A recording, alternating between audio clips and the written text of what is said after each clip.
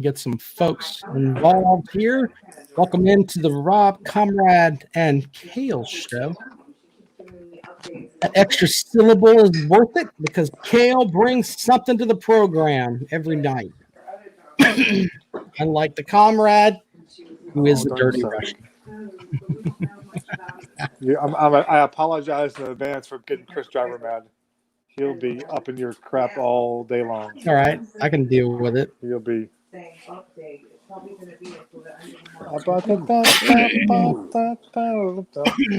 All right. I ate some pizza from Callaway's. I seen My your wife, post. That was awesome. Did you go my, pick it up or what? I went and picked it up. Pretty My cool. wife, I sent my wife a text and said, "Here's the menu. Order something." She had the what did you get again? The touchdown all the way with the raw fries, and I got myself a pepperoni pizza, extra cheese, and shared it with the oldest young man in the house, Alden, who at first didn't know what it was and where it came from, and then acted like he wasn't going to like it, and he, took down 3 pieces. Yep. All right. Well, we got some folks checking in. We appreciate you guys. I'm going to go ahead and get started. And let's make sure I've got this going here. Comrade, you're on your computer now, right? Instead of your phone? On my phone. Oh, okay. Well, Mikhail can hear you, so that's interesting. All right, here we go. Well, welcome into the latest edition of the Rob, Comrade, and Kale Show. My name is Rob Sanders. I am your host. I represent the Clemson Tigers in this podcast. Of course, they are your reigning, well, they were, but they've won 2 out of the last 4 national titles in football. They're not a Johnny-come-lately like LSU, whose fans have no clue. They're new to it. I have 2 co-hosts that are also, well, not really with it. They don't have any championships in football, but we'll start with the Comrade, Mike Dobreski. Mike, good evening, sir. Good evening. Good evening. It's a week now since the world fell apart, and I'm still kind of a little bit shell-shocked. I'm not going to lie to you. Kale, we're going to welcome into, of course, my second co-host. He is the man, as I said, he could be – I've tried to figure out what pro wrestling team Kale could be on. I think he would slap the hell out of Sid Justice. I think he'd go toe-to-toe with the Undertaker. But I think he could replace Sweet Stan Lane in the Midnight Express if he wanted to. By God, you know my it. friend and your friend, Kale Hall. Kale, welcome to the show. What's up, everybody? You're lucky to have me here tonight. Did something today that does not happen with me very often, and I called in sick. I missed a day of work today. No shit. So, Have you been tested?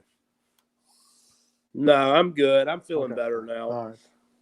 All right. Well, I called and asked about that urgent care just because I was curious, and I was told that I don't have any breathing problems. I don't need to be tested.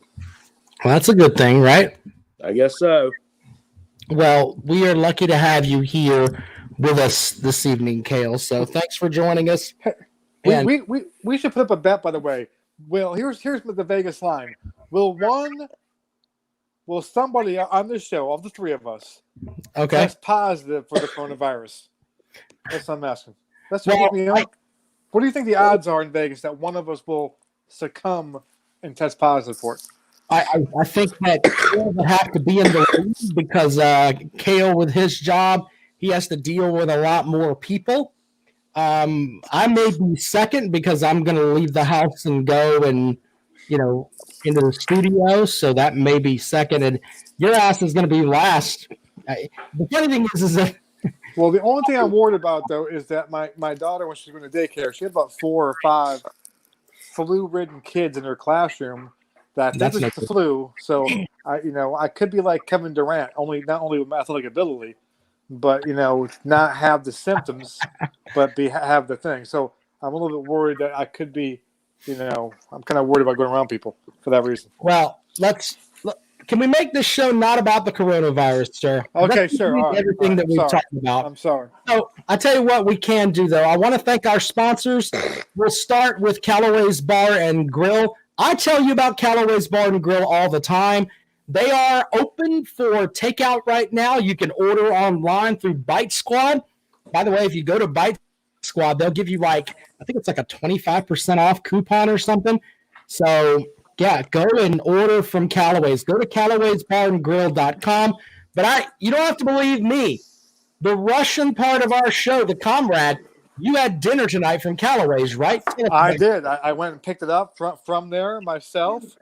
I ordered myself a large pepperoni pizza, extra cheese, and my wife got a touchdown all the way with some raw fries, and so she enjoyed that. And then I shared my pizza with the oldest young man in the house, who seemed to like it as well. Well, so, there you go. Good time. Good stuff. Would they deliver to my neck of the woods? I don't know if you'd want to pay the Bite Squad fees on that, Kale. I think that Bite Squad could set that up for you. But I tell you what, the twice baked chicken wings would make you slap your mama, Kale. They're that good. So support your local businesses, by the way, and that's something that I know that Billy and Mike would like us to put out there. Support your local businesses. These little restaurants that are essentially going to be closed for a while. If they're going to do takeout, go and support them, for goodness sake. Not to knock McDonald's, all these other restaurants. Around my neck of the woods, we have good old Stacy Marie, who has a Facebook page or Facebook group called Greenville Eats and More or something like that. Right. And she's encouraging people to go support these folks. I think because she works for a produce vendor. And she wants them to stay in fucking business, so she are asking to get a paycheck. But she posts up pictures of some places that these menus, the menus from the places that it doesn't even have the damn cents on the menu. It's just like I don't know, baked ziti 17 doesn't even put the 0.00 on it. Anyway, some places that it's too much for me. I ain't got 2 nickels to fucking rub together. You know what I'm saying? I feel you, my friend. But go and support your local business. If you're going to eat out, do that, all right? And if you're in Columbia, order from Callaway's and, let them know you ordered and you heard about them here. Yeah. By the way, we got another sponsor that's in the mix. Our buddy Otis Driftwood is selling pickles.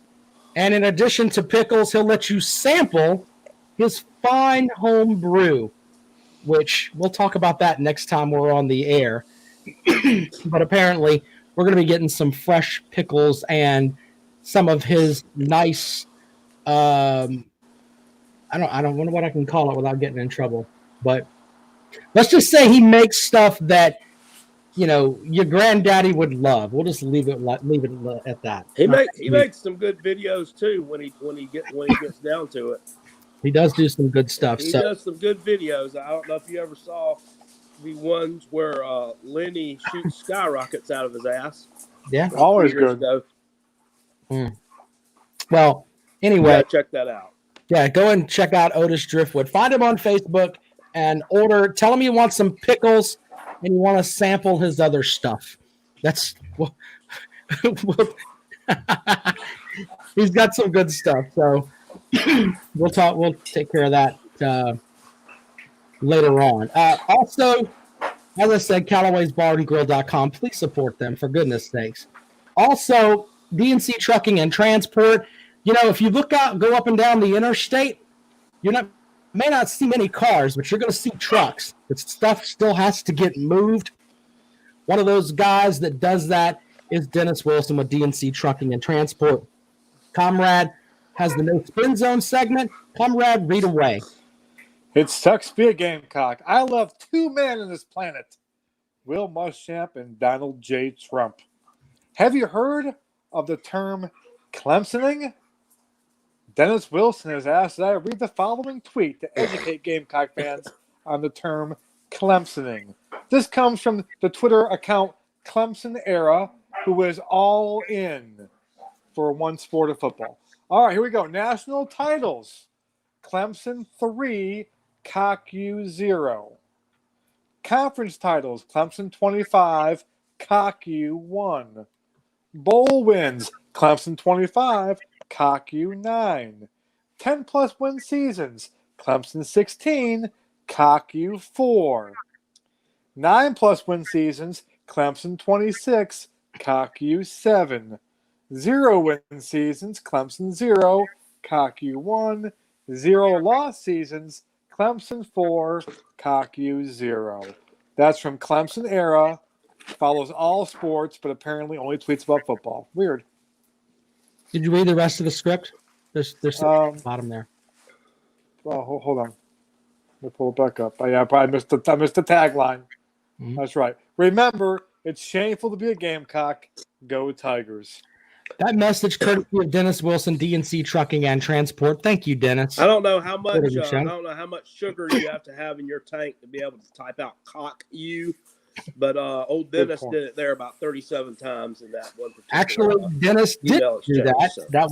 That's a Twitter account that Dennis Wilson loved. Yeah. Well, I mean, wouldn't you guys love to have a Twitter account that could talk about South Carolina having 3 national titles in football? Come on. Wouldn't you like to have that?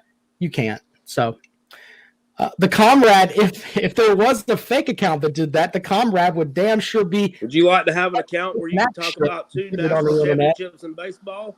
Yeah, would you like to have one of those? 2 other appearances in it? I certainly would. Certainly would. Well, there you go. There you go. Anyway, let's go thank our patrons real quick. Walter Brown, Thomas Dana Young, Stacy Hamp.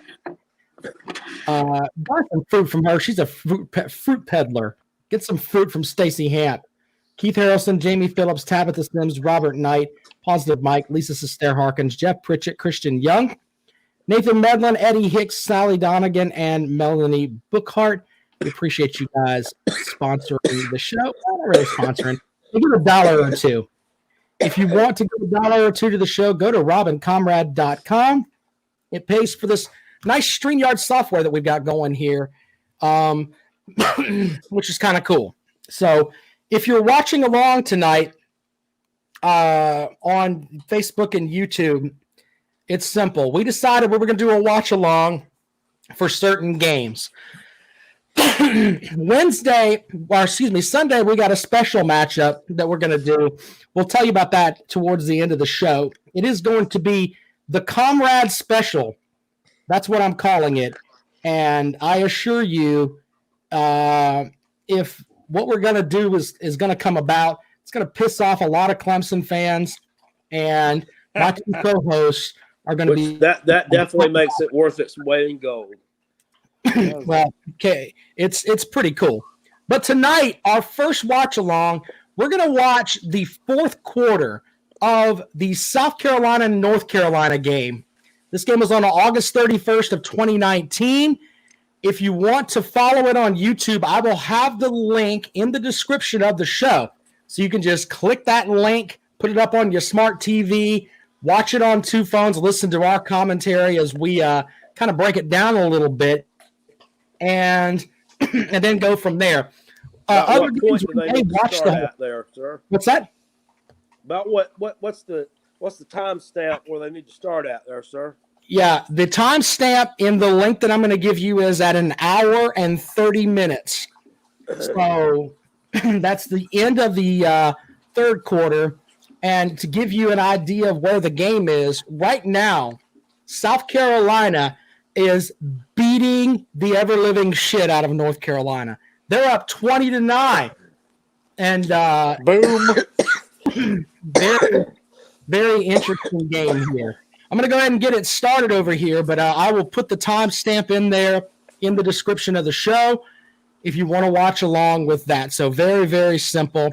We're not going to have any sound because the sound from ESPN, they'll ping us on YouTube and Facebook and all that, but you can actually watch the video if you're watching on YouTube. By the way, if you're listening to this podcast and you're not following Carolina Jackpot on YouTube, you are a sorry sumbitch, and you need to fix it. Go follow him on YouTube right now. I'm going to go ahead and start the game, gentlemen, as we move along here.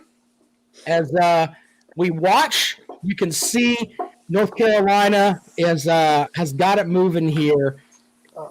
As we can check out the stats update here. North Carolina, 204 rushing yards. Is that what you remember about this game? Was the rushing yards, Cale? I mean, it was pretty impressive what North Carolina had done to this point, right? Yeah, they were gashing us with the run game, especially early on. It seemed like.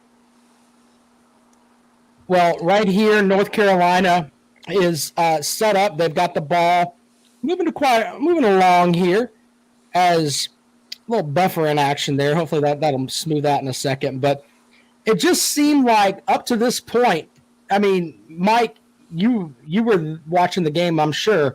It felt like the Gamecocks just had control over this game at this point, right?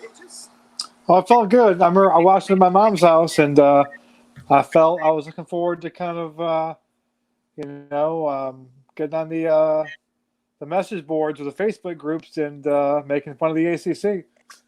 Yeah. But that didn't quite turn out the way I wanted. Look at these powder blue bastards sitting there with their black overalls in the middle of the fucking summer. I don't like North Carolina fans. I don't give a shit. I'll put that out there. They can eat an asshole too. Good Lord. Talk about spreading coronavirus. Holy shit. That will spread it. Uncle Luke says that was a great game. There's Sam Howell, noted Gamecock killer. He's got the ball. The ball's on the 20 right now, 22. As Sam Howell's just ready to take the snap here in the shotgun. Kind of drops back a little bit. And quit buffering, you son of a bitch. Exactly. Oh, look at that throw. Is he going for the end zone? Is it going to work out? No. Oh, he did catch it. Look at that. Touchdown. Touchdown Tar Heels. As buffering bastard. Williams there doing his thing as North Carolina cuts the lead down to 20-15. Yeah, interesting stuff there, Cale. Look at all these blue bastards. They're happier than a pig in shit. Go ahead, boys. Nobody thought North Carolina had a chance in this game. And the North Carolina fans, I think right here, they were kind of starting to feel it a little bit. You know? As let's be full disclosure. What? I'm going to do a favor now to a dude that has no backbone. But Matt Tomlinson did call the Tar Heels win this game. I'm going to give him credit. Okay, he did call the upset. Mm-hmm. Well, that's just because he's a damn Gamecock hater. I mean, I sit there all year long. I'm like, Taylor's going to lose this one. Taylor's going to lose this one. Taylor's going to lose this one. Then when I finally get one right and they lose, they're like, that damn jackpot's the smartest man on the face of the fucking earth. Jonathan Boatwright says, Clemson guys know about pigs and crap. Okay, man. Whatever. Anyway, Brown with a catch here as he pulls it. He caught it. Just smart man. I don't think he caught it. I don't think he had it. He just reload the page real quick, see if that'll remedy the problem here. I don't think he had that ball. Yep. As I reload the page here, let's see if that'll get it moving a little bit. Rob's reloading it because he knew that wasn't really a catch. No, that was a catch. What are you talking about? I don't think it was. It was known as a catch. Glenn wants to know why we're reliving the game because there's no sports to talk about, Glenn. That's why. There's no sports to talk about, so hopefully we're gonna get this moving here. As we move along here, let's see if this is gonna work. There we go. Work, you bastard. Anyway, yeah, but nobody really gamed. Was there anybody in the group that was talking about giving North Carolina a chance? I don't think so. I thought it was just too much, in my opinion. I thought South Carolina was going to beat them. I mean, North Carolina was coming off of what, a 4-win season, something like that. They were garbage. They were a 4-win team. Yeah, they got blown out. They had gotten blown out the year before by East Carolina, who won 2 fucking games by like 28 points on the road. I mean, they were terrible. fired their coach. I mean, jeez. It was Well, bad. it was pretty bad. So, But I mean, at this point in the game, even before this, I didn't think it was firmly in control. I mean, we just weren't playing well. I mean, we should have had a lot more than 20 points up on the board. At that time, we're blowing opportunities left and right. I'm like, oh, God, more of this shit again. Bentley wasn't playing well. Just wasn't feeling it, man. Wasn't feeling it. Yeah, it's one of those games you felt you should have been up a lot more than you were, but you're still happy you're up. And then they threw that touchdown pass there. You started going, oh, crap. Then you start getting nervous because you've seen this before in Gamecock history. well, I thought it was going to be an ugly win, but a win nonetheless. Mike, do you remember what the line was on this game? I think it was 7.5, I believe. I think it was 7.5. I think it was 7.5. And I tell you what, I'm going to do this on my other computer here and stop this thing from streaming here. And we will just go down from here. So bear with 7.5. I thought it had grown by the game time. Maybe. I think it was going up. Yeah, I think a lot of money was in the Gamecocks. I remember Nathan Medlin, friend of the show, was cackling before the kickoff. Goes, I think he tagged me and says, "Comrade, it's never a good thing when all the money is going on the Gamecocks. You always know it's a little scary when all the money is going on one team." Yeah. Regardless of the Gamecocks, but that's one of the kind of the betting things when the whole public is on one side. Most seasoned bettors go, "Oh, that's a sign. Take the other side." So I remember tagging me about that, going, "Oh," and that kind of got me a little bit in my feels a bit. I got a little worried. Not gonna lie. Yep. All right. So there we can try it like that. Now everything's moving. Let me see if I can make it go full screen here. And there we go. Let's see if that does better. Now it looks like it's moving a little bit. Give it a second. There we go. Boom. Now it's moving along at a good pace. Look at Mac Brown there.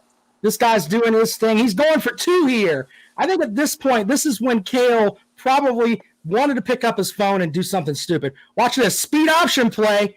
That play did not work against Clemson. Yeah, I was about to say their fucking 2-point play worked against somebody. Holy shit! Well, that play was a lot more. It was quicker developing against you guys. That play was not run the same way. You can break it down. Theirs was slow. They got kind of bowed it out a little bit, and it was not the same thing. You know why it got bowed out, right? No, maybe we'll watch that play in a couple of weeks. Because Isaiah Simmons blew it the fuck up. No, talent, goddammit, talent. That wasn't That's talent. why it was coaching. Clemson knew what was coming. They scouted. They had film to watch. I mean, how many damn 2-point conversions do you run in a damn year? I mean, these vanilla fuckers could have come up with a better play call against Clemson. Good point, Cal. Look at Alabama beating the hell out of Duke there. That's kind of cool. I think you probably maybe run on average like maybe 4 a year. Can you not come up with 4 different plays? Are you still upset with that? Yeah. Fuck yeah. All right, now here's the Gamecocks. Look at that. Nice play there. Who is that? Who's the one running there? That's Bentley. Bentley taking off there. Jake the Snake. Yeah. Getting it done. Who, by the way, now that he's got a great coach, he's going to tear it the fuck up in Utah. First-round draft pick. Yep. He might be a first-round draft pick. He might be. That'd be some funny shit if he went to Utah and showed out and actually was a first-round draft pick. I'm telling you, there are about 5 people on Facebook that will have to log off forever. I mean, forever. Well, they'll be living. So we have to take into account some of the defenses he's playing against, though. Well, that will help. Remember, I'm going to repeat this again. But my Bentley draft things was not a praise of Bentley. It was a mocking of the NFL GMs. Okay, maybe they clear again because it's been reframed as, I think that Bentley is better than Deshaun Watson and is a first-round quarterback, and he's going to dominate the NFL. My whole point was he's a lot like, say, a Mitch Trubisky, a lot like a Daniel Jones. He's got all the check boxes. Like, oh man, he's a coach's son, big kid, throws well in the combine, really smart, high IQ. And they don't watch the film on him. Okay, the film, they kind of, well, yeah. And they draft him and regret it. That was my whole thing. It was mocking the NFL GMs. It's now turned into, I think, that Jake Bentley is the greatest quarterback of all time. It was actually mocking the GMs. I even said he'd get drafted in the first round. And I go, don't be surprised if he goes higher than Watson. And I said he will be a bust in the NFL. Okay, so people kind of forget all that part. They kind of get the not picking up the first down. The things. Yeah, well, that was who was 4 last year, Cale? Was that Feaster? Was that Feaster? That was Feaster. Damn it, Feaster, get the first down. And Clemson, he would have got the first down. Feaster had a great run this game, though. That's his first touchdown.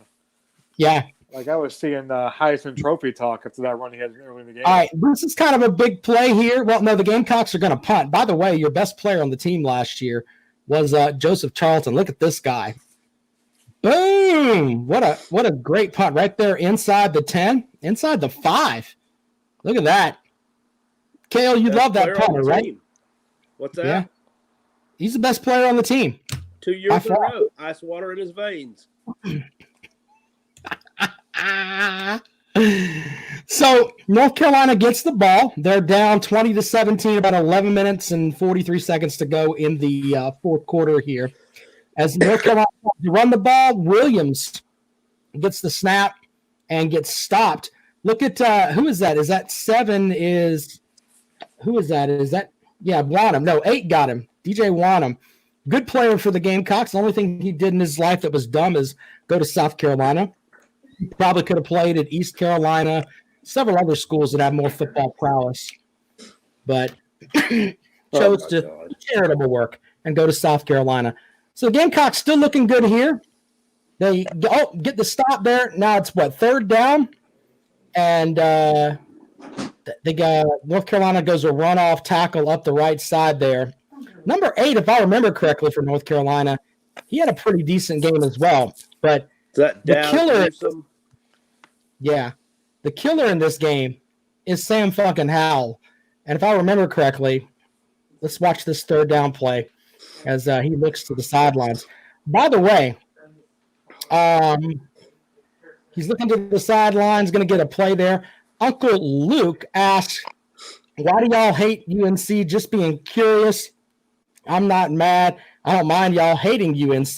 Look at that beautiful throw as Sam Howell on third down connects and moves his team down the field. His mama right there is hot. Yeah, I remember that game. I mean, they showed her about 17 times. I'm like, good Lord, dude.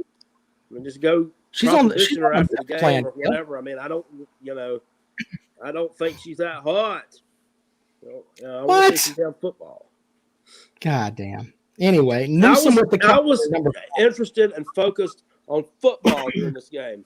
I think we could have. I think our team could have taken a lesson from me on focus. You think so? Yeah. Were you more focused? I don't hate UNC. I mean, I hate any team that the Gamecocks have on their schedule that particular week. I mean, they're the object of my ire that particular week. I don't hate UNC, but this was a game that we should have won. I mean, it was we were playing a team that was less talented. Can I get Sam Howell down? Running, throwing. Oh, I think this is the play. Did they give him a catch? Is that a catch? I think the Gamecock fans were yelling, not a catch, not a catch, not a catch. Look at this big-time play. Big-time quarterback throwing over that one. Look at that. Oh, shit. I don't even know how to describe that. This is a Will Muschamp secondary that is getting exposed. Well, that's just shit right there. That's why I don't hate UNC. It's shit like that right there. It pisses me off. So Cale, for that play, he's sprinting out to the right side. It goes right through number 1's hands, and then 22 for the Gamecocks. I've got to get my depth chart out. He's That's a on big- top of the guy, and Newsom still gets it. Well, it's a big First- time throw. I mean, it was a big time throw. It wasn't all about the secondary getting shredded. It was a big time throw. But you have to also say this kid's 18 years old. This is his first fucking college game. He's 3 months out of high school. God dang. You know what I'm saying? I mean, Yep. we couldn't have brought a little bit more pressure, just rattle him a little bit more. I mean, you would think. Well, Cale, he got hit 3 times in the pocket on that play, but I think that number one Robinson. I think number 1 is Jamie Robinson, if I remember correctly. But timeout for North Carolina in the second half. Good stat there. North Carolina has 248 yards. Gamecocks not moving the football very much here. About 8 minutes to go. Sam Howell steps back, throws again, and in for a touchdown. 15 for North Carolina. Pulls it down. What a good throw there by Howell. As you see the Gamecock fans, and they're all pissed off. They're yelling and pissing and moaning. Yep, Sam Howell, a freshman quarterback. And what Cale said makes a lot of sense.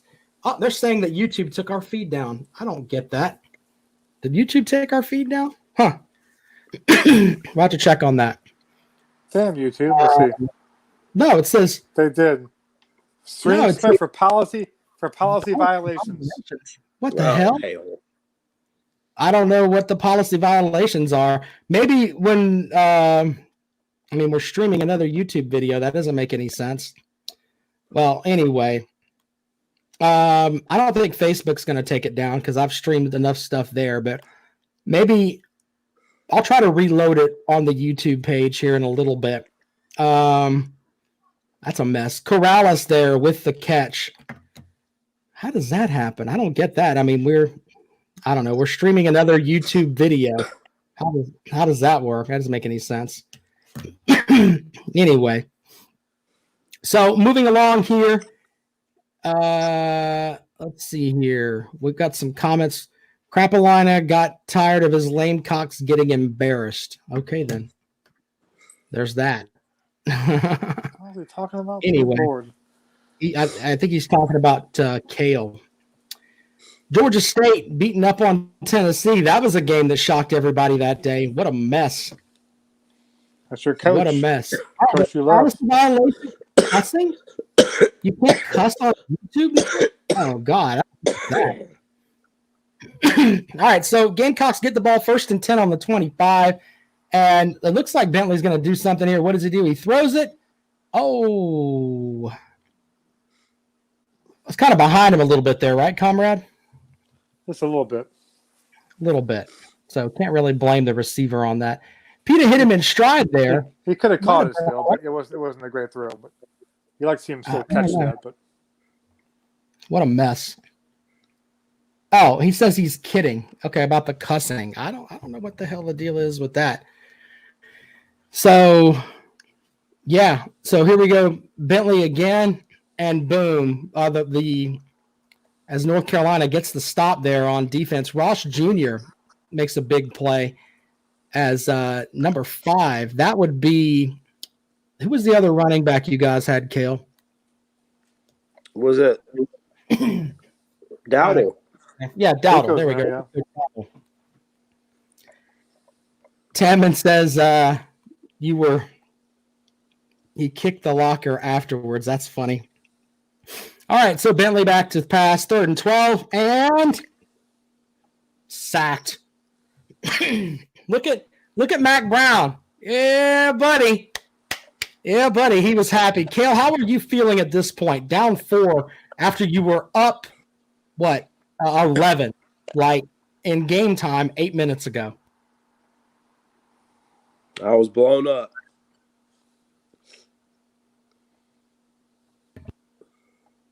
What a mess. All right, so there you go. Bentley goes down, and of course, you would think South Carolina gets to use their best punt player now. That'd be their punter, but it's not what you want to do. Horrible. In the 18. Horrible. Booting the ball away. Did you know that he had the ninth most punts in the country last year? That's kind of a I'm testament. I'm shocked it wasn't more than that, to be honest with you. The Tater punter was like number 100. Just throwing that out there. That's because we don't have to punt very often. Matt was hitting the pigskin Geritol. Imagine that. So we'll see how this works out. Let's see here. 24 to 20. Beauty. Well, she looks like she could eat corn through a picket fence. She probably could. Let's see here. Hey, it looks like me as a kid. Yeah. So we're 7 minutes to go here. You get a stop, you're in good shape. So good play there. People learn this. You don't run at Kinlaw. Kinlaw was a heck of a player for you guys. Just a really good player there. He's a beast. So Tom's running down a little bit, but hey, you still think, all right, we got time. But North Carolina had shredded that Gamecock defense as you check it out here. As we watch here, it's kind of interesting. 24 to 20. And it looks like Sam Howell's just going to give the ball off again. They run up the middle, get about 4 yards here. This is typical. When you're not the best team, you try to keep the ball away from the opposing team's players. And that's kind of what happened. So, yeah, it's interesting. I don't remember. I haven't gone back. I never went back and rewatched anything from this shitty debacle, but it seemed like I remember their winning touchdown there being scored with like a lot less time left on the clock. So, right, I thought it was like the 3 or 4 minute mark, and it turns out it was like the 8 minute mark. Yeah, it's a mess. But they want to know if your real name is Philander, Cale. If it's what? Is your real name Philander? Philander. Yeah. What? Flag on the play here. We'll see what's going to happen. I think this is probably they're pulling up the flag. Personal foul. Yeah, you were can't cheat, Gamecock fans. Grabbing the face mask. Go refs. Go refs. So the refs messed you up in this game? That's what you're calling? Mm-hmm. Yeah. Look at that. You matched the call here. Look at this. Oh, no, that was against North Carolina. Yeah, the rest, you're right, comrade. The refs fucked them there. Good point, sir. Good point. They fooked us. Yeah, they fooked us. So Mac Brown there doing his thing on the sidelines, and it looks like, 3rd down and 20? No big deal. 5 minutes left. Gamecocks have got it. They're an SEC team. Yeah, buddy. We'll see how this goes. Hold on. As the snap and launches it. Boom. Picks up 17. About 17, 18 yards. Does Howell on the pass there to number 2 for North Carolina. Robinson, the freshman, by the way, for the Gamecocks, who may be the best player on the team this coming season, makes the stop there. And North Carolina is going to punt. Now, comrade, at this point, you're thinking, all right, we just got to get it to where we can make some plays here. Bentley's going to come out. We need a big punt return here. Brian Edwards back to receive the kick.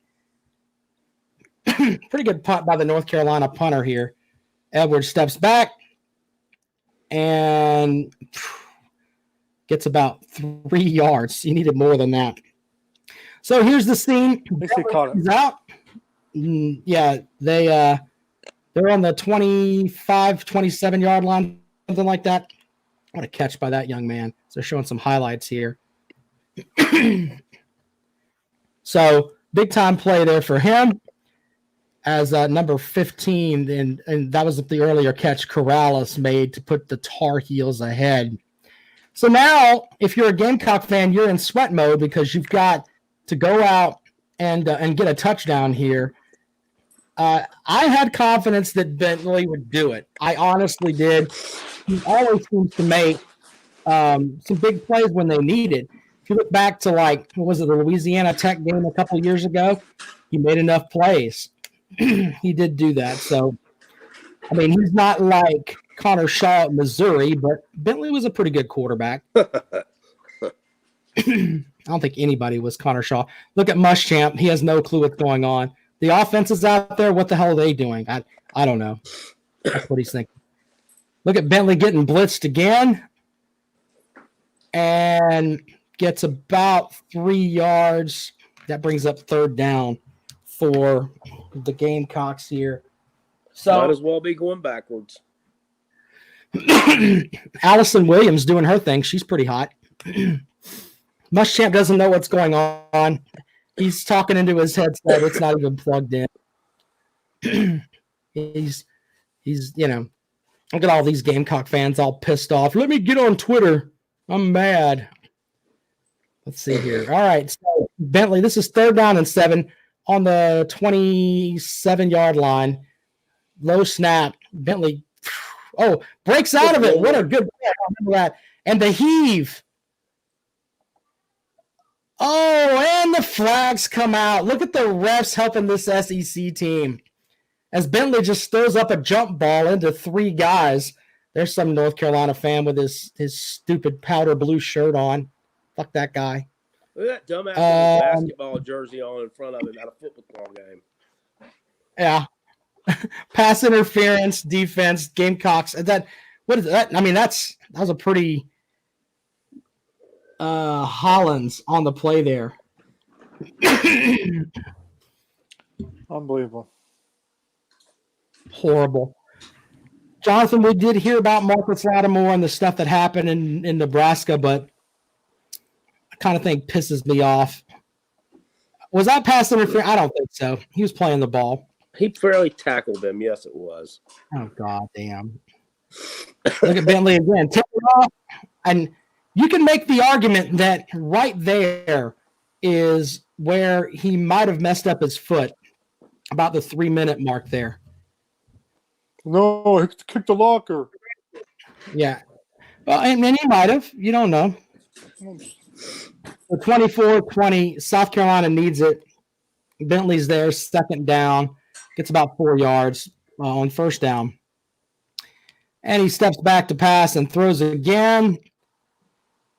Oh, fingertips. Edwards, the young man who would be a 1st-round draft pick if he went to Clemson because he would have been a safety, which is his natural position. But he chose to play receiver. So everybody has a dream. Go play receiver. That's what you want to do. Well, then where would Isaiah have landed at then? Because he's never been a receiver. So, well, he was. Are you talking about where would Simmons play? He'd have taken Tanner Muse's spot. Oh no way! Belmont Bandit was fucking great. No, he wasn't. He was a ball fucking fire. Bentley back here. Throws it again. This time overthrows it, and there's a pick. Oh, God. He overthrew him bad, Cale. North Carolina's thinking, oh, my God, we got it. As now there's 2 minutes and 48 seconds left, and the Gamecocks or the Tar Heels are starting to smell victory as all of the stupid frat boys and the idiot from the Spurs Down show start heading towards the exits. But if I remember correctly, I think you guys got the ball back here, didn't you? We'll see how that works. We do get it back. Yeah. But, yeah, the Gamecocks, don't tune out yet. The Gamecocks have a chance here. As Wilfolk on the interception there. Who was the paunchy looking assistant coach for UNC, looking like a Carolina jackpot, clean shaven with UNC coaching attire on coming out there? Was that Jay Bateman, the defensive coordinator? No, I think his name was Coach Stomp Gamecock Ass. I don't think that was it. That's not it? Huh. Damn it. Was it Coach makes Sunshine throw interceptions? Also, no. I don't know about that. There's Will Muschamp. He's mad. Look at her. This woman's all pissed in the stands. She's probably talking about, why do we have to sit on these powder blue seats? I mean, they wear powder blue. They should have painted these Gamecock garnet for us. Not red, garnet. We need garnet seats to sit on. If the seats were red, we would have won. That's the shit that she was saying there. Look at that. Literally, cheating. I think no one was saying that. But okay. Face mask, cheating. More lies. Face mask. That was a face mask call. I didn't. It's not a lie. Lying about the seats. And how Gamecocks talk. We don't talk that way. Bullshit. I've done a post-game show for 20 years now. I've had people call up and say if the band would have played louder, that the Gamecocks would have won. If Coke wasn't $4, the Gamecocks would have won. Don't start with that shit, Mike. All fan bases have jerks. You know that. Not ours. Oh, please. Just last week, you guys were threatening, sending death threats to a reporter. So don't start. Don't start. She probably deserved it. Let's be honest.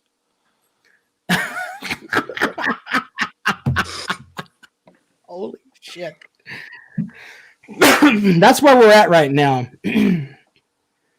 Jonathan wants to know. This is depressing as hell. I told you to pick a game, stupid. I'm not sure what's more depressing: the fact that there are no sports in the rest of our time, probably, or watching this Gamecock game, or the fact that this game exists. Why couldn't the coronavirus happen before this game started? That's my question. Yeah, good point there. Good point. But North Carolina looks like they're going to put it away here. But can I ask you a question? Ask me or Kale? Both of you. But I'll start with Rob first. You can answer first. Say in 2018, Clemson is 8-0, okay, dominating teams, number one team in the country clearly, and the coronavirus sweeps through and the season gets canceled. What do Clemson fans do? How upset do they get, and how many banners do you put up that season? Like 6 to make sure everyone knows you're the best team of that year? Like what would have happened? You go first, Rob. I'm not acknowledging that question. I'm eating a punch bar. I'm pretty sure your fan base would have been tad bit upset. What do you think, Cal? Yeah, I mean, after they got done dismounting their sisters and the reality of the situation set in, I'm sure I'd be pretty pissed off. Now, I would, like, I would cackle for days, but that's just me. Yeah, well, I don't know. I don't know about all that there, comrade. You know. Here's what I do know. Sam Howell's a hell of a quarterback. Didn't make a play there, but his numbers on the day were pretty good. pretty good. I'm glad we took who we take over him. Didn't we take someone over him? Who was it? I'm not bullshitting here. Was he ever in the conversation at South Carolina? I think the Gamecocks didn't really go hard after him. It was pretty clear. He was a Florida State commit, and he decommitted from there. Look at this return. Who is that? Is that Edwards? Edwards makes a big play there. Yeah, that's probably Edwards. Wasn't he a FSU commit, Rob? Yeah, he was an FSU commit. I just didn't know if maybe he was looking at South Carolina or not. I thought the Gamecocks kind of backed off him a little bit or something, and he kind of got his nose bent out of shape. I don't know. Hold on, I'll pull it up right now. Look, it's the Sam Howell. It may have sounded like we could have had him if we wanted. If we really would have went after him, we could have had him. Maybe that's not true, but we were recruiting him. I don't know. To be completely honest with you, I don't want to sit here and try to make up something here. Sam Howell recruiting, though. I'm pulling that up right now. Brian Edwards with a big catch there. Gamecocks have the ball on the 45-yard line. Jake Bentley with a throw there and completion. Yeah, now see, right now, the game, like the comrade doesn't really tweet or do anything during the game. But right now, the comrade was doing his thing there. He's all happy. He's thinking, yeah, right now I'm sowing my wild oats right here. Oh, you look at that play. Bentley just overthrew him. That was just a bad Bentley throw there. I mean, that was the right play call. And, man, he was wide open on the Go ahead. Tell us what they're saying right there. What are the frat boys saying? What are the frat boys saying? Yeah. I can't wait to get back to the car so I can tune into Carolina Jackpot and get his response on this game. That's what the frat boys are saying. Right. They're probably saying, you know what? I'm really mad at Bentley, but I would never threaten him with death because we don't do that. That's probably what thinking. You just send death threats to reporters. So that's your own. We don't send with another flagger out there, not happening. As he overthrows them there. That's 2 bad throws in a row by Bentley. Like a little PI on that one, not called. I think we got screwed again. Did not get screwed again. Minute 55 seconds left. North Carolina's up 24-20. We'll see how this works out. Bentley's got the ball on the 35. Another route. Boom! Picked off! North Carolina has determined that they are the real Carolina here as they run the ball up the sidelines with the pick there. How far did you throw the beer that you had in your hand, Cale? As Miles Woolfolk does the job. 6 tackles on the day, 2 picks. Wow. Just a complete performance here by North Carolina. They're incapable of bullshit. God, I was mad. Oh, God. Look at that. They're showing the trophy belt, the championship belt. Woo! Look at these dumb fucks down south think they're the real Carolina. That's so gay. Muschamp's like, how did it happen? What happened? Oh, no, not good. Let's watch this route up close here. Woolfolk, of course, back double coverage on Edwards. Reads it. Boom! Tried to hit the slant, not working. As he comes off the double team, kind of confuses Bentley there a little bit. And North Carolina runs it down. Bentley is upset. If you notice, he did trot off the field there. Of course, this would be his last game where he would actually play in a South Carolina uniform. As Sam Howell brings the ball in. And, and here's the thing. I'm going to be completely honest with you. I honestly thought that North Carolina would lose this game, but I thought that they would cover. So even with the time running it down here as South Carolina calls a timeout, I'm thinking, all right, this isn't that big of a deal. The Gamecocks still have a chance. They'll Hail Mary it at the end. That's what will happen there. Yeah, it's just not good. Now, of course, Mac Brown is a great football coach. He's over there, rallying the troops, telling them what he wants them to do as he relays the messages there. Yeah, buddy. By the way, you can, I'll put the link for this game in the show description if you're not watching it live. Apparently, they say YouTube took the video down. I don't know why they did that. It's an actual YouTube video. Doesn't really make much sense. But I'm telling whatever. you, I can tell what you're doing. I talked about this on one of my videos on the actual channel yesterday. That or was it? Yeah, it was yesterday. That I think they're really, really policing shit hard right now because there are more people watching YouTube right now, I'm sure, than what normally watch it. Just for the fact that there are no sports. So people have to have something to occupy their time. And, I don't think YouTube wants to pay out, and Google doesn't want to pay out extra money to the people, the creators, who monetize their stuff. So they're gonna ping every little thing they can. It's just how I think. But yeah. Well, as North Carolina goes into victory formation, Sam Howell, of course, dirty play there by the Gamecocks as they try to kill him, even though they know he's going into victory formation. They should have had that much gusto in, I don't know, midway through the fourth quarter there when they blew an 11-point lead. Yeah, I can't stand that shit either. It's fucking stupid. He's in victory formation. Just stop it. Look at this. This makes no sense. He goes down, and they got to run him over. What the Take hell? out your aggressions. I mean, if you'd played well the entire game, you wouldn't have any aggressions to take out. We play whistle to whistle, my friend. That's boom culture. Okay, that's what we do. Well, maybe you should have played whistle to whistle from the 14-minute mark in the fourth quarter to the 8 mark. That's hearsay. Hearsay? It's a fact. Go rewatch. It's right there. Yeah, so there you go. All right, as the time clicks down there, and Mac Brown's mad because he's like, you know what? They're out there trying to kill my quarterback. This is that bullshit. That's not good at all.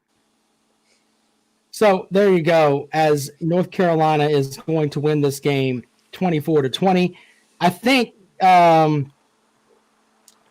course, the big thing coming after this game was Gamecock fans are pissed. The Comrade, if I remember correctly, you came on the show on Sunday, and you were like, it's the first time you said, I can't really defend Muschamp anymore.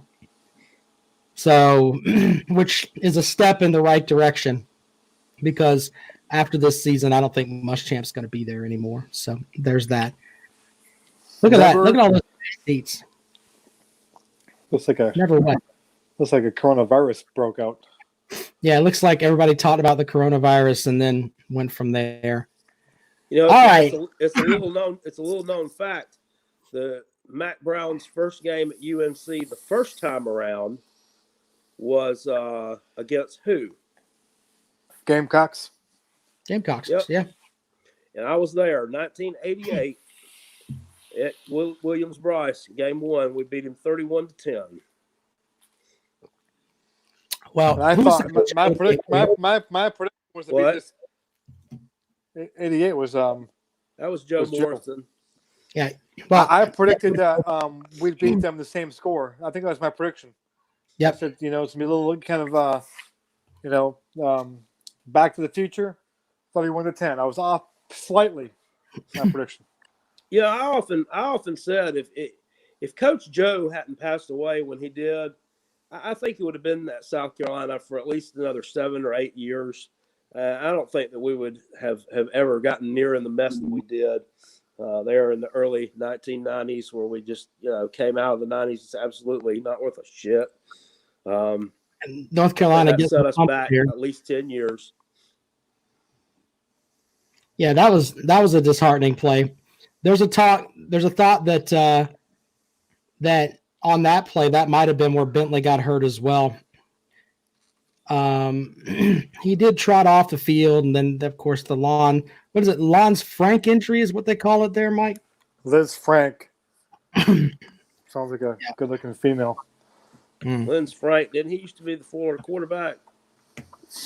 That's Felipe. I thought it was DeAndre Francois for Florida State. There you go. Mac Brown doing his thing there. I don't know why the video was taken off of YouTube. I don't know. We'll have to think about that. But we hope you enjoyed that with us tonight. I'll have the link up in the show description there. Cale, I know you probably got to go to bed, right? Yeah, pretty soon. Well, I wanted to talk free agency stuff with the Comrade. I don't know if you do much NFL stuff, but if you want to stick around, great. If not, I understand, because I know you have to get up and do your thing in the morning. But Comrade, what's that? I think I'm going to hit the hay, guys.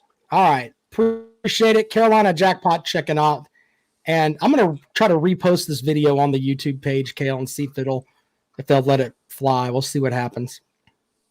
Okay. Just don't mess with them too much. I don't want them, Well, we don't have to repost it. That's fine. We'll just right now I just don't want them. I don't want to run the risk of them just like, okay, you can't post anything for a month. Yeah, we don't want that. Something crazy. You can watch it on Facebook Live. We'll send that out on You can watch the video on Facebook Live. That's the easiest way to go. So, all right, See you Kale, later, thanks guys. for coming this evening, bud. Have a good night, man. Comrade, you want to talk free agency for a minute? It ain't like you got something to watch. Let's do it. All right. So, big free agency news in the NFL. Nuke Hopkins getting traded to the Arizona Cardinals. They basically got now, and I don't want to hear if you make one comment about this is a shitty situation, I'm going to throw something at you. But Hopkins, I would not do that. Yeah, of course you wouldn't, brother. This shit with the Texans is a damn disaster. You said shit twice, by the way. So I know, right? So I thought that'd be enough to get it out of your system. Yeah, I mean, I joked online about this, saying like, man, the NFL should step in because damn, the Cardinals got fleeced. Yeah.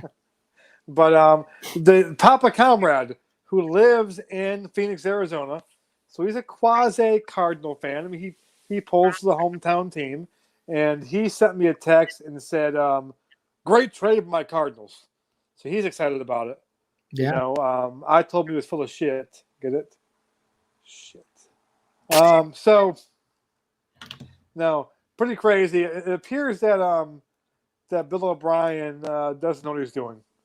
It appears that he's been allowed to run the franchise, and I think it will go horribly wrong.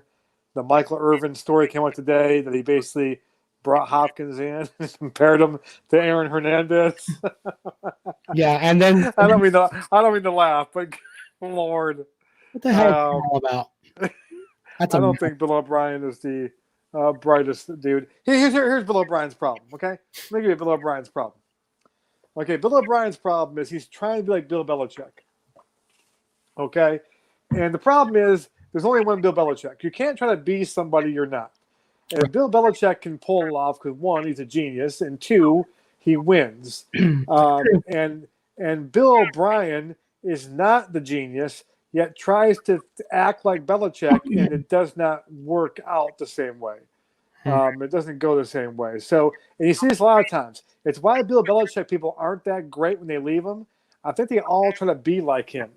Like Vrabel's doing a pretty good job with the Titans. I don't think Vrabel's trying to be like him. I think Vrabel just happened to be, in the Patriot system, but is being his own kind of guy.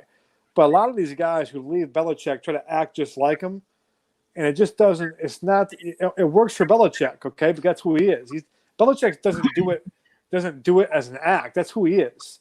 And these guys do it like as a, this is what Bill would do. I'm gonna, and it just doesn't. It doesn't come off. Like you can't pretend you're somebody else. You got to be yourself. So that's his issue, and it's going to cost him a job. And I'm sure he'll come back and be in the Patriot coaching staff where he has no control over just the control over his position players, and that's where his strength is. So, I think that, in my opinion, I think it's hard for one person to have the general manager and coach job. I think it should be two separate jobs. I mean, Bill Belichick does it. He's basically the GM for the Patriots, right, Mike? Yeah, he's the GM. I mean, he's got people who do a lot of the financial stuff, like the figuring of the numbers and the cap. But he has final say, in terms of what he wants to do. And Kraft lets him do that, and I think he found it out for sure with the Brady thing, because if it's up to Kraft, Brady would be there for life. And I think Belichick's going to said, listen, that's not what we're going to do. But yeah, so Belichick, I mean, he has the guys who do the financial stuff, the number cracking in terms of here's what we can do, all that stuff he gets, I'm sure. But he does the final say and everything else. But I think he's the only one that can do it. Everybody else that ends up doing it ends up being stupid, in my opinion. Well, Belichick is just a damn. That's his life, man. Like he doesn't. He doesn't have a problem delegating. I mean, the whole Patriots motto is "Do your job." If he hires you to sweep the floor, he wants you to be the best floor sweeper in the history of floor sweepers. That's what he wants you to do. He wants you to focus on doing nothing but that.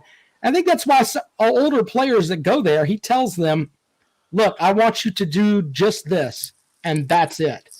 And I And think the other thing, yeah, makes him great. and the guys on the staff are all guys that came up with, like, he doesn't really hire outside. Like, if a coach leaves, Yeah. okay, he either does one of two things. He either brings back somebody from his staff that he had before, like say if Bill O'Brien gets fired and a coach from the Patriots leaves, he might bring O'Brien back, send McDaniels, okay, or he simply promotes from within. He takes one of the guys in the staff that's assistant, whatever he's doing, he makes him the coordinator. Like, and he does that because he has taught them. Like, he has taught them how he wants to coach. So he's not looking for a guy who comes in who this is my it's like, no, this is kind of how he does things. So it's and those guys have proven to him that they because you have to apparently work for him. Like, he's good to work for in terms of he's fair, but he works your ass off. Like, you got to be like, it's football, nonstop. It's not like, Yeah, so it's football. Deal with it. That's kind of the way it is with him. Jonathan on Facebook has a question. It says, Bills top contender for the AFC East. It wouldn't surprise me if the Jets won that division now, simply because, I think Tom Brady was important, and I think that New England's going to take a step back. I think anybody could win that damn division now. Listen, the Bills have had a great offseason. I think the Bills are finally run correctly after years of being run horribly. I like how they're being run. I think they had a great offseason. Brady leaving helps him. I would caution, though, the whole idea of burying the Patriots. I know Brady's really good, but the Patriots are good because of the system they run, the organization. They're smart. They're well run, and I'm like, put it this way, in Vegas right now, I know Vegas is closed down, but the sports books, the Patriots are still the favorites from the AFC East right now. I know. Jonathan's upset because I said the Jets. I don't think the Jets are going to win the division. Yeah, the Bills. It's the Bills have a chance now. Now the Texans have taken a step back as well. So the AFC has opened up for the Bills. So if you're a Bills fan, and I grew up upstate New York, Western New York, Buffalo. It's a time to celebrate for the Bills. You got Brady out of the division. Your team is making improvements. Your quarterback got better each week, and you're hoping that next year he makes another big step forward. You just gave him Stephon Diggs, finally a threat that you can go to. They've been really well run. Like well run. They're doing it the right way. They're taking small steps, and they'll be tough. The AFC East is no longer, it's going to be interesting. Listen, this is great for football. If Brady comes back to the Patriots, it's kind of a whole hum. It's like, okay. But now you have like 45 more storylines. Okay, 1, can Bill Belichick win without Brady? 2, can Brady win without Bill Belichick? 3, can the AFC East team step up now to throw in the Patriots? Who will the Patriots get a quarterback? So you have all that stuff going on. And on top of that, everyone's kind of shocked he picked the Buccaneers. The Buccaneers were a really good team last year. Their record stunk because their quarterback was god-awful, okay? But they have a really good defense. They've got really good receivers. They got a pretty good line. And that's why Brady chose them. Brady wants to win. And everyone goes, oh, if he wanted to win, he wouldn't have chose the Buccaneers. Well, actually, the Buccaneers' problem was their quarterback. That was their issue. Jameis threw 30 picks last year. Yep. Okay. Can't do that. You go ahead and say and cut those in half. Okay. The Buccaneers are a playoff team. The Patriots need a quarterback. There's 2 quarterbacks out there right now, Jameis Winston and Cam Newton. If you want, who do you think would be the better fit? For me, I think that Cam Newton, if he has the right set of coaching, would make a lot of sense. But he's 31. Jameis Winston's 27. I think the ceiling is higher for Winston than it is for Newton, simply because of his age. Well, Belichick has a history of taking chances on guys, Corey Dillon, Randy Moss. Right. The only thing is with quarterbacks a little bit different. I'm not sure. Hold on. I got to correct you on something real quick there. He wasn't taking a chance with Randy Moss. Randy Moss was a star Well, everywhere he played. but Randy Moss had issues, like perceived issues anyway, as being a bad apple, as being a guy who wasn't working hard, and he's been known to bring guys in like that and say, "Listen, it's the Patriot way." Jameis, the problem I have with Jameis is he just like at a certain point, man. I know it's different with quarterbacks. You kind of want your quarterback. It just sounds kind of stereotypical, but don't you want your quarterback to be the guy who you can trust in all situations? Like my lineman, I don't have to. I don't. If my lineman has some baggage off the field, okay, that's fine. Just to block somebody, okay.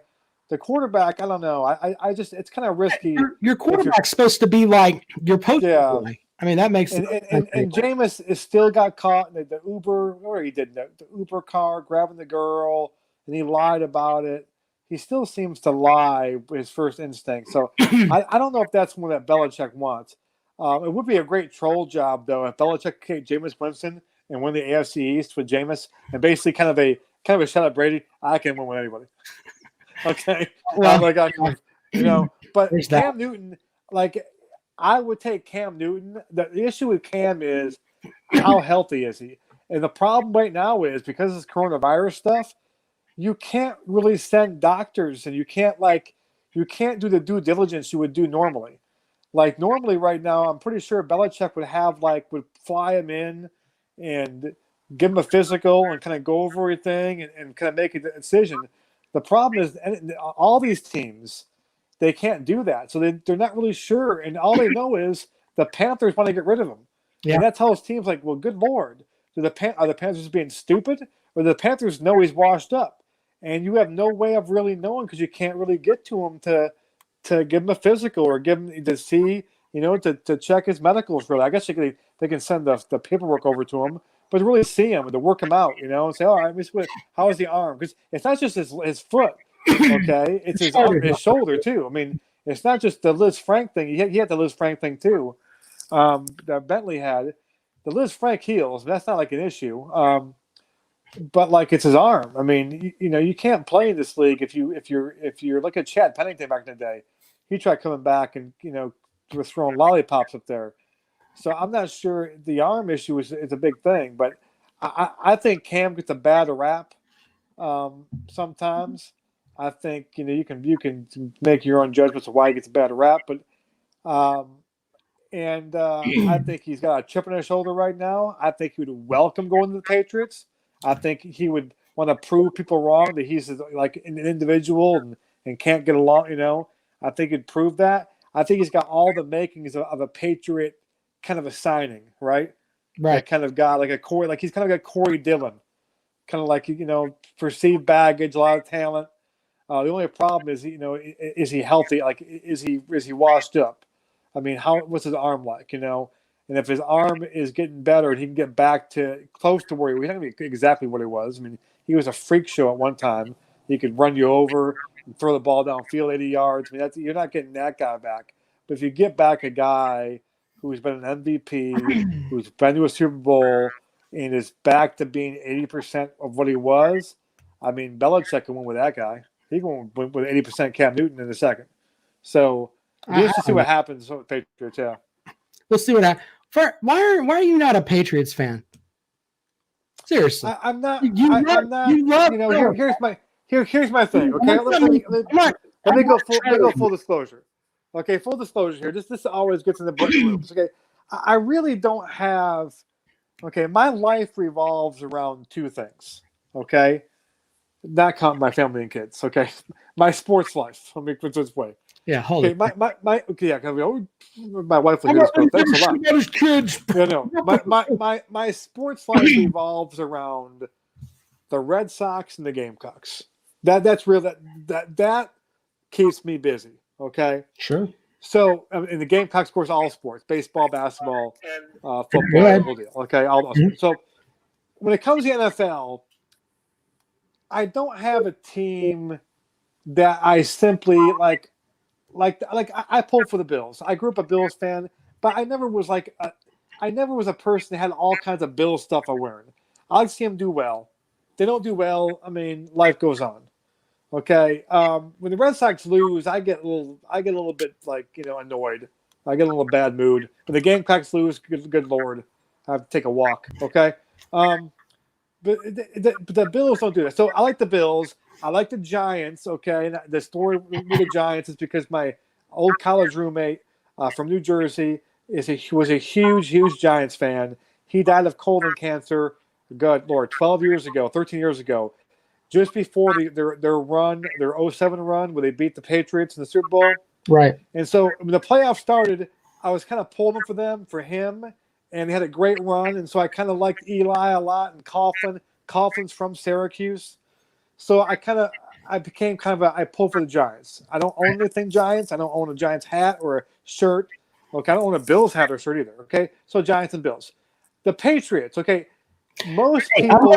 I got to run and let the dogs in. So finish that thought and then answer Okay. Jonathan's question here about Okay. the Bills. In terms of the Patriots, okay, the Patriots, either you love them or hate them. I am weird in that I don't love them and I don't hate them. Because I'm a huge Red Sox fan, a lot of Red Sox fans are Patriot fans. I like to see them do well. I appreciate them. My Red Sox love isn't from a regional thing. Most people love the Red Sox because they're from New England. I'm from upstate New York. I'm from Yankee country, but I was raised that couldn't like the Yankees. My grandfather's a Red Sox fan, Ted Williams fan, and so it was just known in my house you could not pull for the Yankees. You can pull anybody you want to. The Mets, I got cousins who are Mets fans, Indians fans, San Francisco Giant fans. Okay, I chose the Red Sox because it was the first team I saw when I was a kid. My mom and dad bought me a hat when he went to a wedding in Cape Cod. So the Patriot thing, it's not like everyone goes, oh, you're not a Patriot fan, but you're a Red Sox fan. Well, it's because it's not about location. I don't like the Red Sox because they're in Boston. The Red Sox was the team I started pulling for when I was like 4 or 5 years old, because they weren't the Yankees, number one, and because that was the first team I kind of knew, and I liked Jim Rice and all that stuff. But I don't hate the Patriots. I think Bill Belichick is fascinating. I love reading about him. I don't pull for the Patriots, but at the same time, I don't root against them. I defend them a lot when people say they cheat and that's how they win, which I think is a bunch of crap. But that's the whole thing. So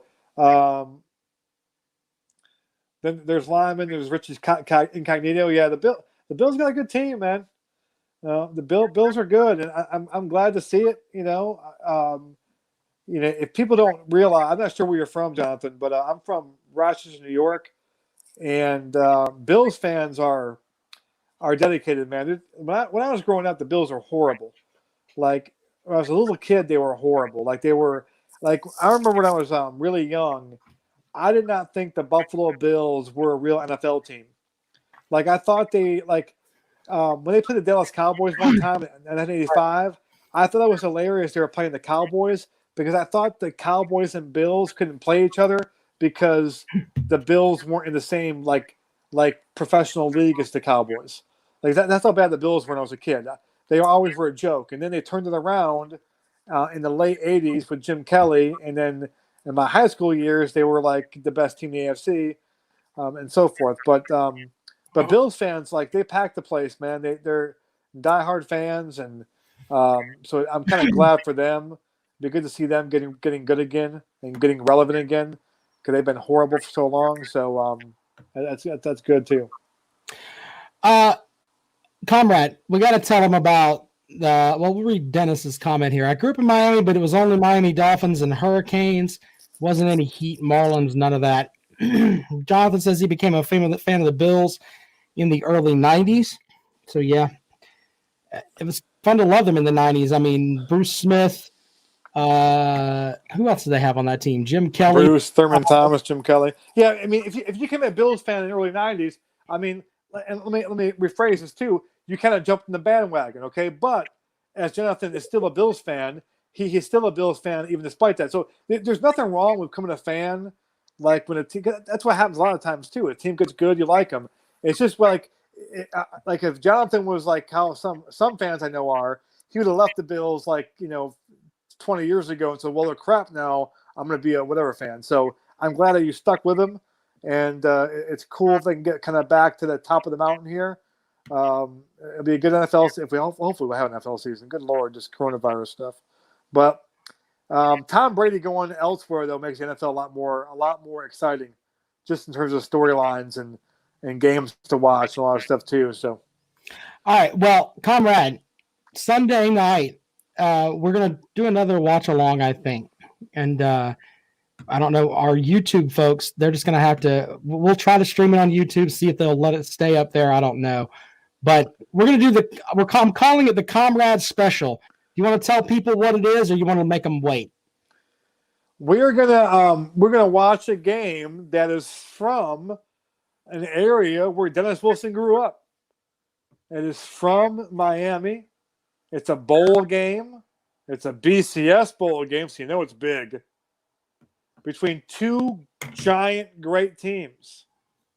I mean, two powers going at because it's BCS games. You know it's a powerful game, powerful team. So that's all I'm going to give you the hint. And history was made that night. History was made. Do you want to do? And I'm going to ask you because Kale can't do the whole game. Do you want to do the whole game or not? Because I'll watch the whole fucking game. I don't care. Or do you want to watch a quarter like we did tonight? You make a choice. The whole game's like 2.5 hours long. Do you want to commit to that or not? I don't know. Let me think about it. Let me mull it over my head. I'll get back to you. The reason I'm saying, excuse me, is because if it's the Comrade Special, you got to figure that out. So, okay, I'll think about it. Jonathan wants us to watch 2003 ALCS Yankees Red Sox. Please, for you, that's a shit show. Let me tell you a story about that game. Oh shit. So I'm in an apartment, okay, just off campus. You know Whaley's Mill? You know Whaley's Mill? Okay. I got an apartment there because long story. I had a roommate. This girl was crazy. I had to move out quick. That's a whole other story. That's a whole other show. Anyway, so I got a place at Whaley's Mill. What now? It's a long story. I got an apartment at Whaley's Mill. What happened in that's a story. No. So you had a girlfriend there that went crazy? No, we weren't dating. I got an apartment with her. Okay, roommates. So was it. She was a friend of a friend of a friend. And then about a month into it, I think she kept on telling me she had no money. Can you get the whole rent this time? I'm on it, I'm like, and I did it for like 3 months, and finally I said, listen, I gotta go. So anyway, I go to Whaley's Mill, which is now called something else, which is basically on campus, but kind of not on campus of Carolina, technically on campus. So I was there. Right around that time, Old School came out. The movie Old School, where the dude moves into the frat house, makes a frat house on it. We saw that movie like a week after moving to Whaley's Mill, my friends and I did, and they were laughing at me and calling me the Godfather. That was my name for a while. I was 29 years old, living off campus in Carolina. So long story, 03 ALCS. The Red Sox have a nice lead. Little's going to win the game. And my buddy Ben calls me. My old college buddy Ben Bear calls me. And he's like, I'm left my friend's house. I was watching the game, man. Congratulations. The Sox are going to do it. It's like, well, Benny, come on over here on your way over. We'll celebrate together. I got some beer. We'll celebrate the win. So as he walks into my apartment, things are getting kind of tense. The Red Sox are blowing the lead. And when they tied the game, I was drinking this water bottle, and it was full, and I threw the water bottle across my apartment, and it hit like my cabinet and just busted the cabinet through. It was a great throw, probably the last good throw I had in my life, and it busted the cabinet through. And Ben goes, "I think I'm going to leave now." Yeah, and of course Aaron Boone didn't, and it was horrible. I went the next day. I had a job. Next day, I called in sick because I was so depressed. I just walked around like my life was over. It was pretty bad. But revenge came back next year, following year, but right, biggest comeback in history of sports, down 3-0. Lisa says she only wants to do a quarter. I don't know. I think there's nothing else on. I told you I'd do the full game, but yeah. Kale's not going to do the full game. We know that. It's an historic game. Let's be honest. Well, history was made. Shit. I don't know. History was made that night. I think we should do. I think we should do just the third quarter. The third quarter in that game was. I was not happy. I'm gonna be honest. But anyway, let's plan on doing that on Sunday, and of course, whatever else comes up in the sports world. Someone asked about the stuff with Marcus Lattimore. I just to be honest with the audience, I don't deal well with things that come across as racist, and it's really hard for me to kind of compose myself when it comes to stuff like that. So that's kind of why we didn't talk about it. I guess the condensed version is he got pulled over. It was in Colorado, right, Mike? I think it was Nebraska. Was it Nebraska? I'm sorry, but basically pulled over in Nebraska. They thought that he was trafficking drugs, and it's just they're just the way that comes across is just not good. Not good. Anyway, so that's kind of why it's hard for me to comment on that stuff, because we don't put our politics out there. But I'm a person that fully believes that if you're a racist, I've got nothing for you. Absolutely nothing for you, and I'll lose my shit. So that's kind of why we didn't really bring that up. But it's a shitty situation. I think the comrade and I will both agree on that, and I hope that the folks in Nebraska fix it. That's all I can say on that. Right, Mike? Yeah, I agree. My whole thing is this, and I'm not going to – I love cops, okay? And 99% of the cops are really good. 1% have issues. And if you don't think it still doesn't happen nowadays, it does. I'm around people of color a lot. I talk to them a lot, and I hear the same exact stories from them. They're not making it up. And I think it's the job of people who are white to realize this is still going on, and that the changes need to be made. But once again, the majority of cops are great people. Yeah, but I completely agree on that. All it takes is the asshole. No, this guy was the asshole, and it still exists. So the way to weed out said asshole comes down to people like me and you and everybody else that has children. You raise children to not be assholes. You let your children know that this isn't good. And especially kids that grew up watching Marcus Lattimore and know the kind of person that he is and the kind of person that he was for South Carolina and just for the state. I mean, you could send Marcus Lattimore out as an ambassador for the state of South Carolina, and he would do a damn good job, in my opinion. But I think that kids that grew up watching him and understand the kind of person that he was and they can see that something like this could happen to him. They can realize that it could happen to just about anybody. But anyway, not to be in the political end of it, but show kids that, let them see it, and then they don't want that to happen anymore. So simple as that. All right, so another watch along on Sunday with the Comrade special. We'll determine how much of said game we are going to watch. So there's that. All right, Comrade, do you have anything else for the show? That's it. Be sure to support Callaway's Bar and Grill. One of the sponsors for our show, Mike and Billy Muse. It's kind of a tough time for restaurant folks. You can order online at Bite Squad. Just tell them, hey, you heard about them here on the Rob and Comrade show. They're going to support our show regardless because they love us, but it's nice to hear, hey, these guys were talking about us. So go and check them out and order yourself some dinner because you get tired of cooking all the time and you can't go into any restaurants for – how long is the ban on restaurants, Mike? Isn't it like 2 weeks? I think it's 2 weeks to start. It is. But it's going to be longer than that. We're not to get too, but if you look at China, okay, China's coming back now. They're recovering. They're starting to get back to normal, and so it took them when they started to crack down on kind of, cracking down on the law in terms of social gatherings. It took them about 8 weeks. So I hate to say that, man, but I think we just started this week now, so I think you've got about